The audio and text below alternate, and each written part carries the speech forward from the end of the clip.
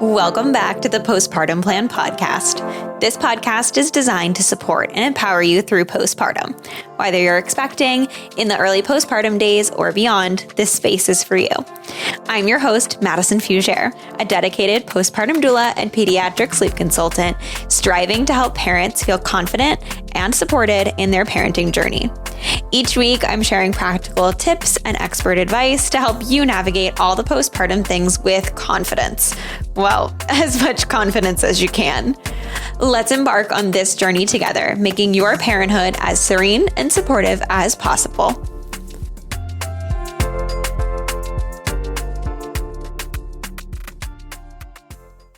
Dafna is a full-time occupational therapist and certified pediatric sleep coach. With over 10 years of experience as an occupational therapist, Dafna has worked with clients and their families in a variety of adult and pediatric settings in the Boston area, but over the last 4 years has specialized in supporting neurodiverse young adults to gain independent life skills to better prepare them for their transition into adulthood.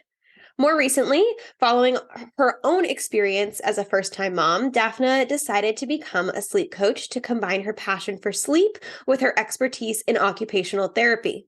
Utilizing a creative, problem-solving, holistic approach, Dafna is committed to working with families to build stronger routines and achieve their sleep goals. Dafna is also passionate about the perinatal mental health and supporting moms in their transition to motherhood, navigating any challenges that come along.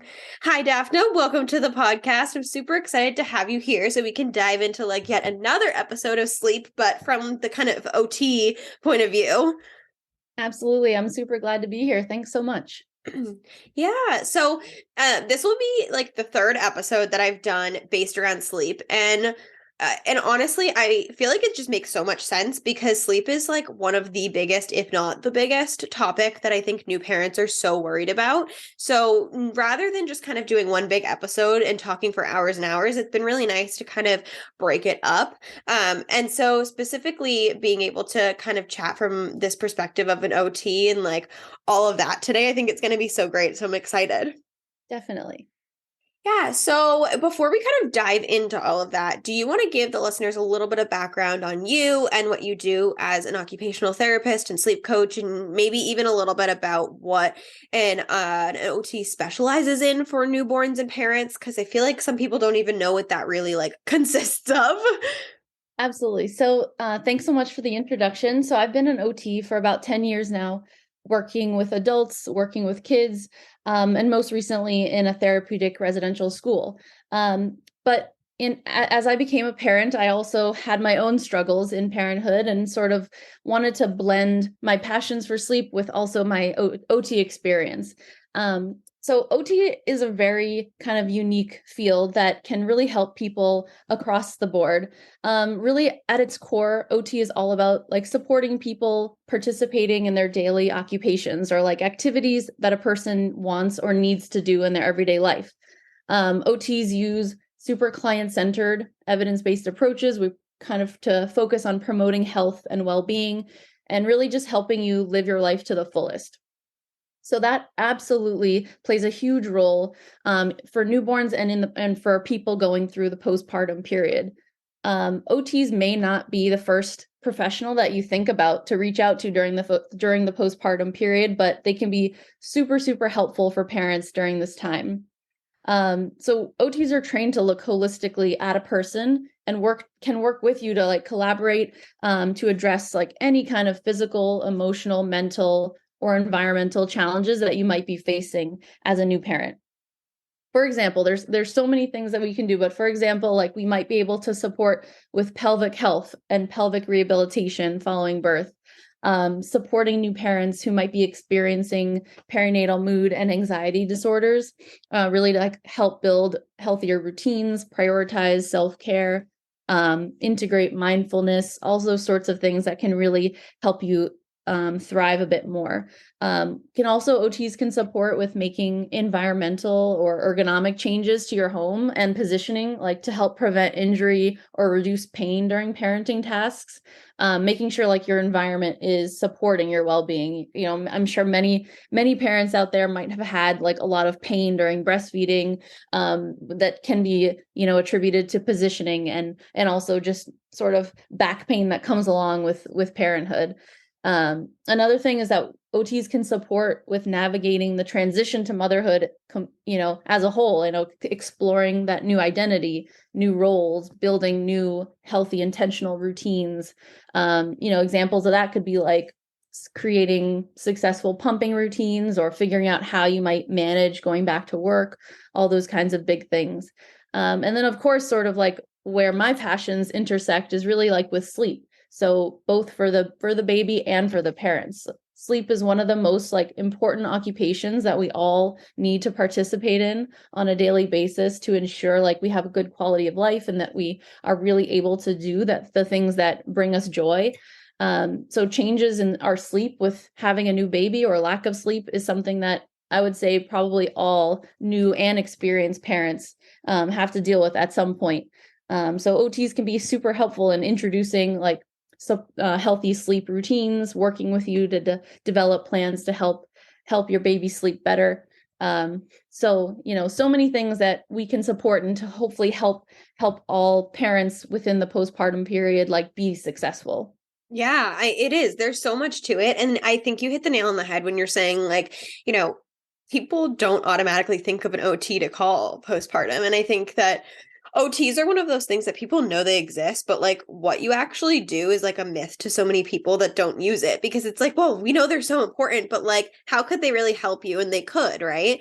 Yeah. I think that there's so many like aspects that you just hit upon that really I'm sure our listeners are like, oh my gosh, I could have used that postpartum. Like when I tell people what postpartum doulas are, they don't know what they are. And the first reaction is often like, oh my gosh, like I wish I knew about you. And I feel like although people know about OTs, like they're probably listening, they're like, oh my gosh, I probably should have used one. Like Absolutely. And having an OT and a postpartum doula together is like the dream team for a postpartum person.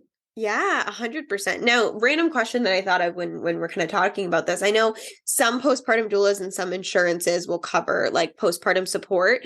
Do a lot of insurance companies cover kind of OT stuff, or does it really kind of depend on situation to situation and provider to provider? Yeah, I think depending on the insurance you have, you might need a referral from your primary care, but not always. So it can be just good to reach out, figure out what might be covered, to really just get the support that you need in that moment. Yeah, I mean, I think it's so smart and like insurance companies are starting to get to it. Like there's a couple companies that are now like giving postpartum support. A lot of a lot of insurance companies are giving postpartum support. And there's also like employers now I know that are reimbursing for different types of postpartum support as well. So utilize all of the resources that you have is like so great. So that's awesome. Now, I guess kind of like diving into our topic here, when we were kind of trying to decide, okay, what do we talk about? Because between my postpartum and both of our sleep and your OT, like we were like, okay, what topic do we tackle? Because we could tackle so many. And you really brought up just this like perfect seamless connection between self-care and routine and OT and sleep and how all of that really just collaborates together so well to make like such a seamless day for a situation where you don't normally know what's going to happen next, right? So, would you like to like kind of dive in a little bit into that and kind of talk to me and the listeners a bit about like how that collaboration of all those topics kind of works so well together? Yeah, absolutely. So, the postpartum period is not just the fourth trimester or the first 3 months. It's way longer than that. And it's a time for many people of like incredible change, transition, upheaval in your life, in your family. The birthing parent is like going through so much physical and emotional recovery from birth. They're also like navigating a new role, a new identity. Daily routines for that person, for the whole family, are completely turned upside down. And there's a new baby that everyone's trying to care for. With that, like sleep doesn't always come easily initially to many people. And it can add just like another deep layer of complication to the mix. And so in this postpartum period, you're like balancing the need to care for yourself, care for your baby, while also managing household stuff, other children, and just life in general. So it can be a very overwhelming time. Yes.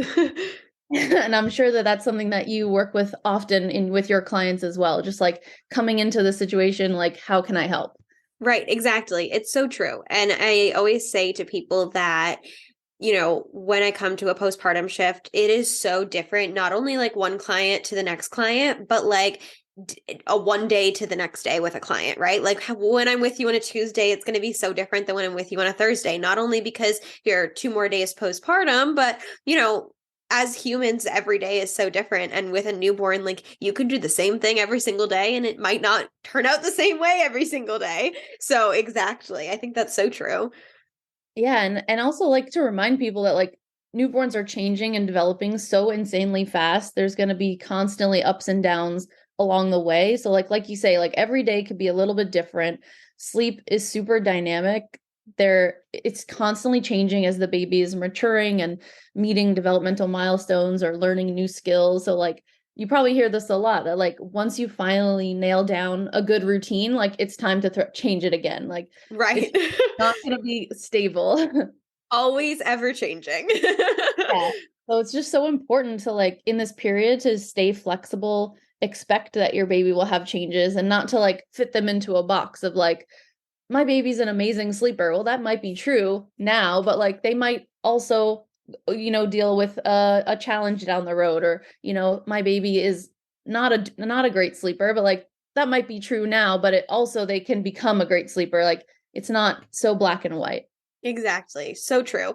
And I think that parenthood in general, and I'm sure that you can touch upon this in like so many other ways too, but it's such a gray area.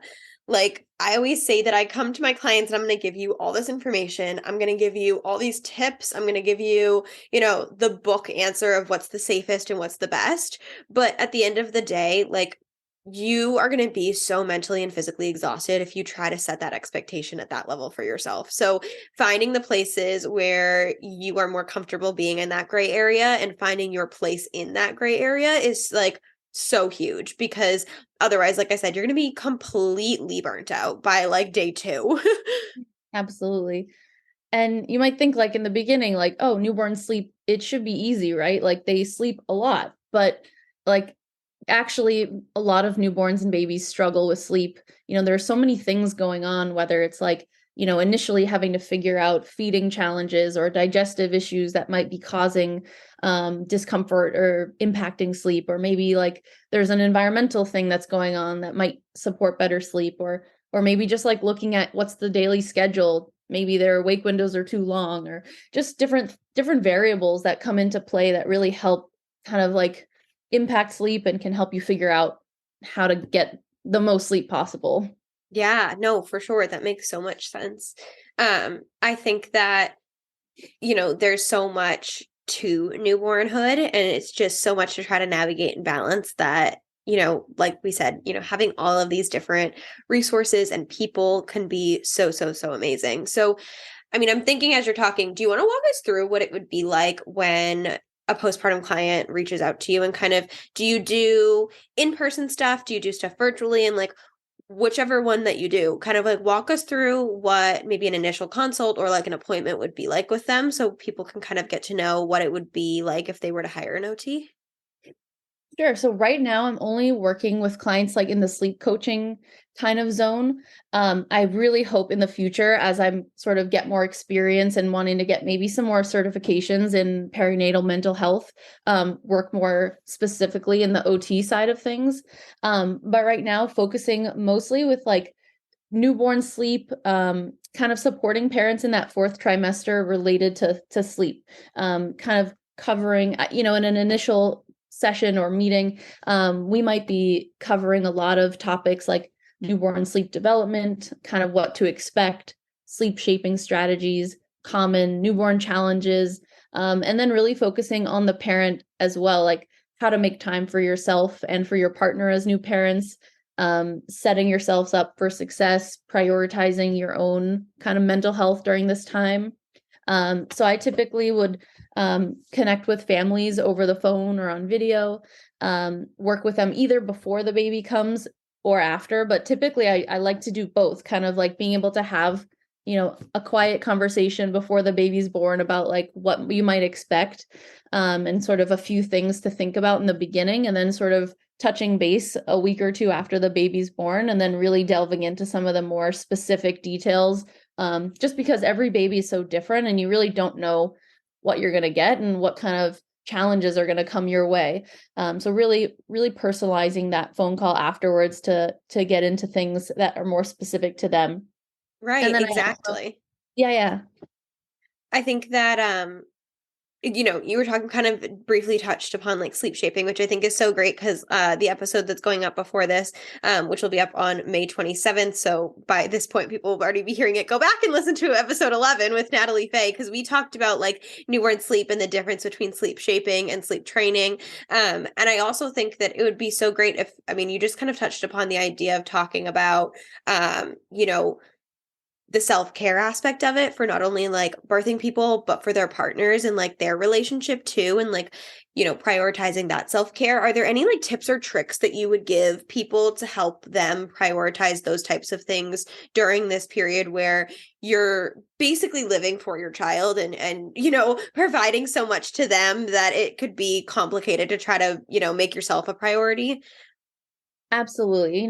Like you said, taking care of a new baby is all encompassing. It's very overwhelming at first, but I truly believe that like in order to really take care of your baby, you have to take care of yourself first as well. You can be the best parent if you're, focusing on you a little bit and taking care of the things that you need to do. So that would be a big piece of advice that I would give to people experiencing in the postpartum time, is just to prioritize your self-care as much as possible, taking care of yourself physically, mentally, emotionally, so you can be present and feeling good. It's not an easy thing, but it's so, so important. So what does that look like? One thing is to like truly prep for your own self-care after birth and your own recovery. Do your research, find out all the dirty details around recovery so you're like super prepared for any scenario. Like most people don't really know what's going to happen or how it's going to turn out. So really kind of like thinking about all the options and what kind of things you might need to like prep and get situated so that when you do come home, like you're in a good place. Talking to your doctors or your nurse midwives about like how you can best prepare, what to expect. Talking to friends, that definitely doesn't happen enough, that like women share their own experiences. That's really, really important to really find out how you can best prepare. And then also on the other side, trying to come up with a support plan before the baby's born, if you can, talking to like the important people in your life and trying to come up with a support plan that will work for everyone. That way you can like hopefully have a bit more time to take care of yourself. And main thing is just like ask for the help that helps you, and really like figuring out what do you think that you would need and then asking for that.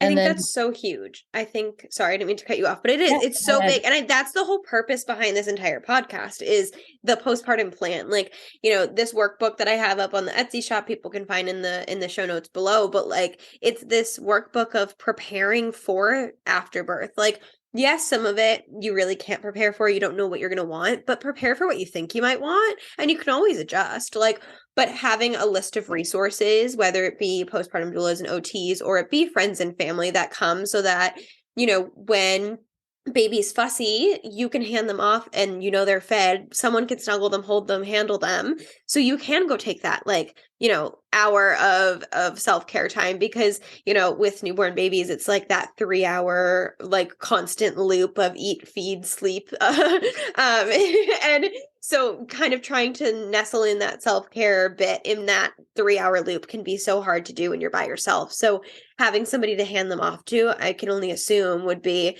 so much easier to, find that priority of within that like cycle. Absolutely.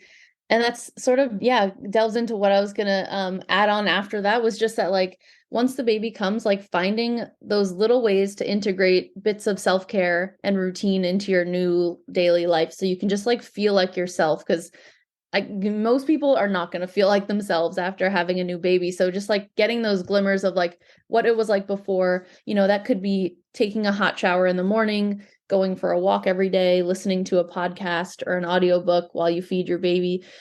Just little things that can help you feel better and make your day a good one. Yeah, no, that's amazing.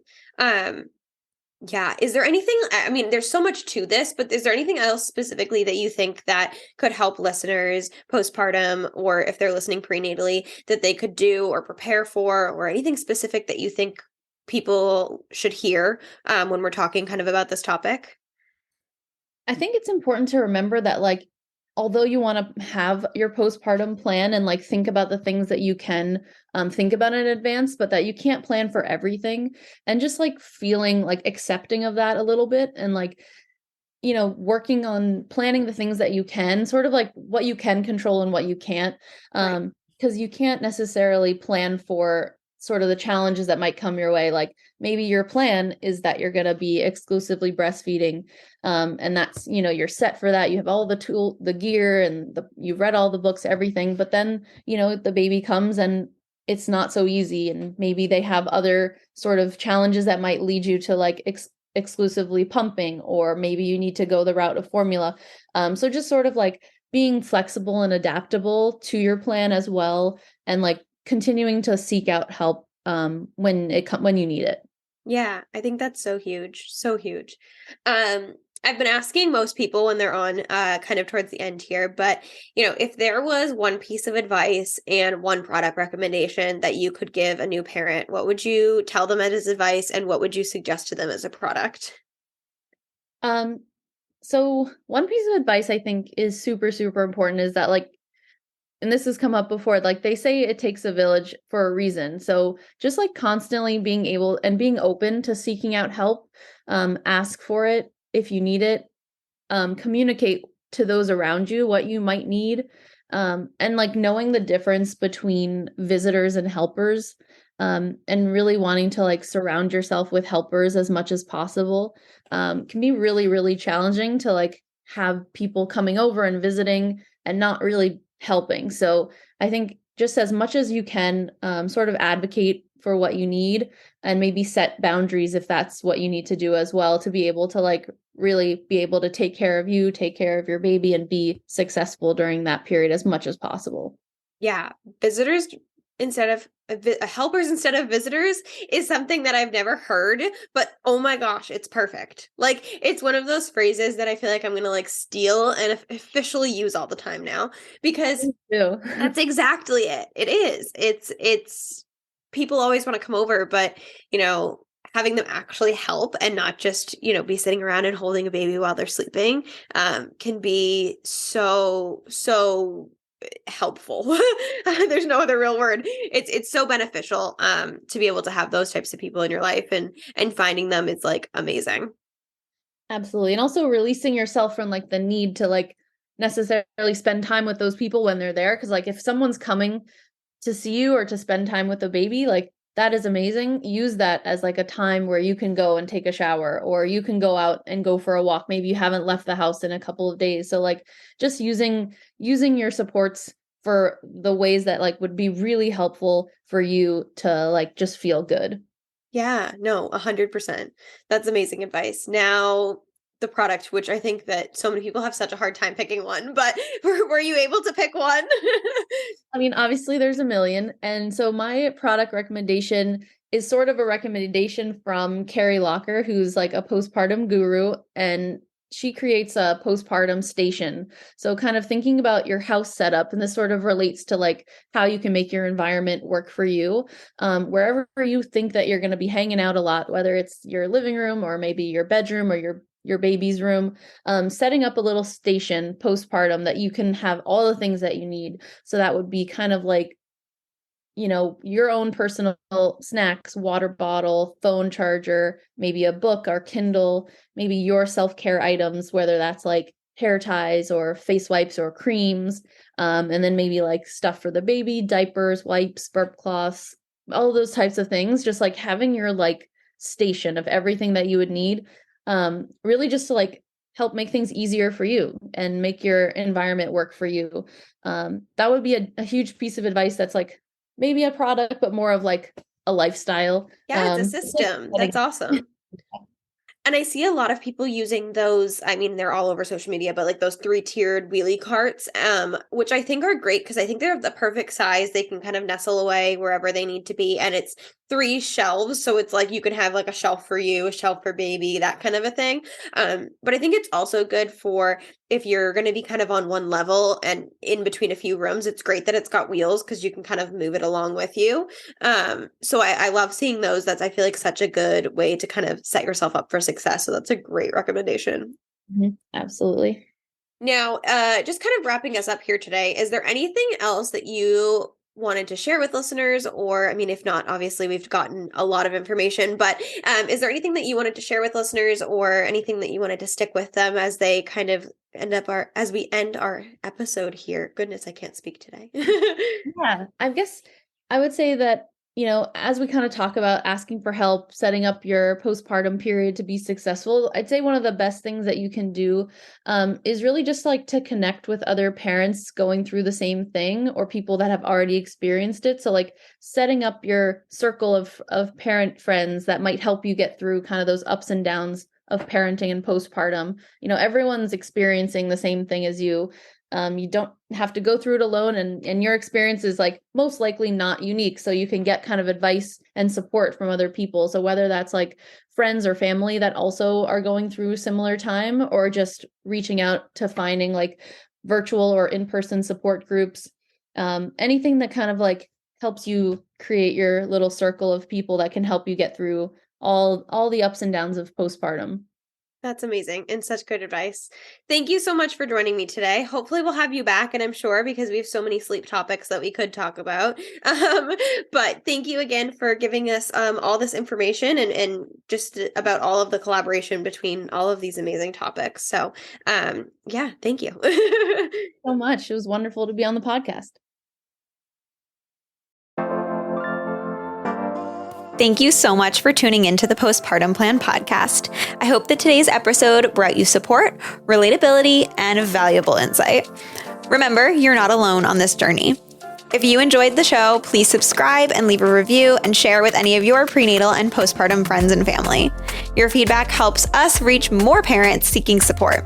And if you're looking for additional resources, please feel free to connect via Instagram at Serene Moments Doula for constant information, tips, and tricks, or check out my website, www.serenemomentsdoula.com. See you next week.